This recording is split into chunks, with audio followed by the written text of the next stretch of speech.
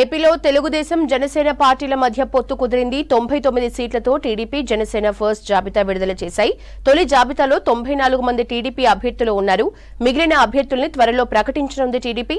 మొత్తం 175 స్థానాల్లో 24 సీట్లు పొత్తులో భాగంగా జనసేనకి ఇచ్చారు టీడీపీ చీఫ్ చంద్రబాబు. 24 సీట్లలో 5 సీట్లలో అభ్యర్థుల్ని ఇవాళ ప్రకటించారు జనసేన అధినేత పవన్ కళ్యాణ్.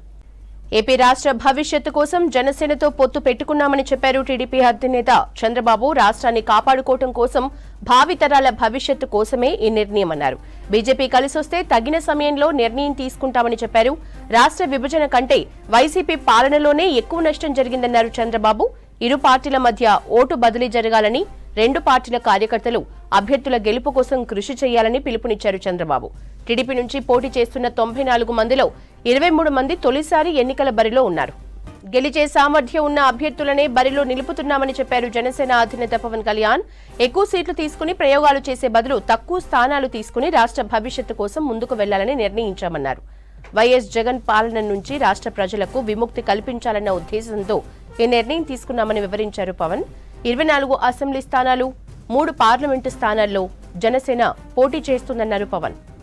తెలుగుదేశం పార్టీ, జనసేన పార్టీ రెండు కలిపి ఎన్నికల పోరాటానికి సిద్ధమవుతున్నాం.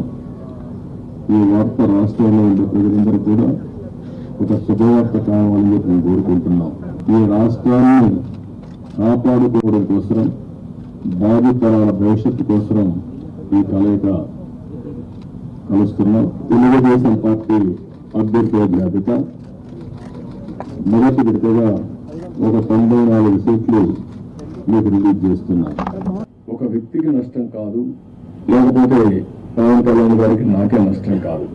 5 కోట్ల ప్రజలకు జరిగిన నష్టం ఇది. మేమందరం కూడా రాగద్వేషాలకు అతీతంగా రెండు పార్టీలు కలిసి మనస్ఫూర్తిగా సహకరించి ఈ రాష్ట్రాన్ని కాపాడే బాధ్యత మేము తీసుకోవాలనే ఉద్దేశంతోనే ఈ ఎక్సర్సైజ్ కి ప్రారంభించాం. టోటల్ గా 94 నేమ్స్ ఈ రోజు రిలీజ్ చేశాం. జనసేన చాలా కీలకంగా 24 స్థానాల్లో పోటీ చేస్తుంది.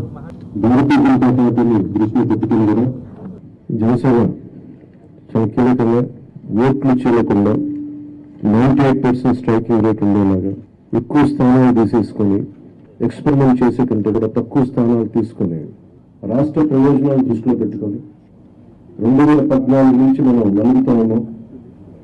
2019కి అరాచక పాలన వల్ల ఇంకా నలిగిపోతా ఉన్నాం. ఇలాంటి సమయంలో మేము చాలా నిర్మాణాత్మకంగా, చాలా బాధ్యతతోటి అన్ని ఆలోచించి, అలాగే 24 స్థానాలు కనిపిస్తున్నాయి. కానీ జనసేనకి మనం చూడాల్సింది 3 పార్లమెంట్లో ఇంకొక అదనంగా ఇంకొక 18 నుంచి 20 దాకా స్థానాలు అధికంగా యాడ్ అవుతాయి.